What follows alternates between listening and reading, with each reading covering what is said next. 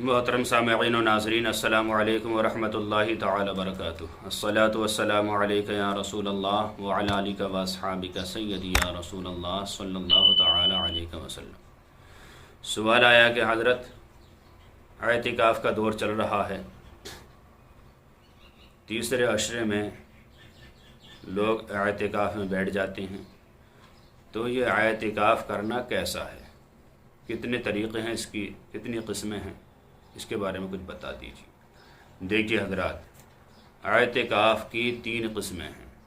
Number 1 اعتکاف واجب، number 2 اعتکاف سنت مؤکدہ علی الکفایہ، نمبر 3 نفلی اعتکاف۔ تینوں کی تعریف سن لیجیے۔ اعتکاف واجب یہ ہے کہ انسان نے، مسلمان نے رمضان شریف کے مہینہ آنے سے پہلے ہی منت مان لی ہو، کوئی نظر مانی ہو کہ میرا یہ کام ہو گیا تو میں 10 دن اللہ تعالیٰ کی رضا کے لیے مسجد میں بیٹھوں گا اعتکاف میں۔ اب وہ کام ہو گیا تو ظاہر سی بات ہے، اوفوا نذورہم، جو اپنی نظریں مانی ہو نہ پوری کرو۔ اعتکاف واجب ادا کرنے کے لیے جس عشرے کو اس نے نیت کی ہوگی اسی عشرے میں اسے بیٹھنا واجب ہے اور پورا کرنا بالکل ضروری ہے۔ یہ ہوتا ہے اعتکاف واجب۔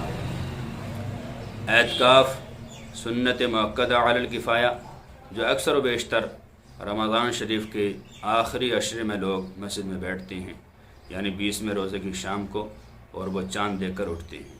یہ ہوتا ہے اعتکاف سنت علی الکفایہ۔ یہ ایسی سنت مؤکدہ ہے جو پوری بستی میں ایک انسان مسجد میں بیٹھ جائے تو سب بری الذمہ ہو جائیں گے۔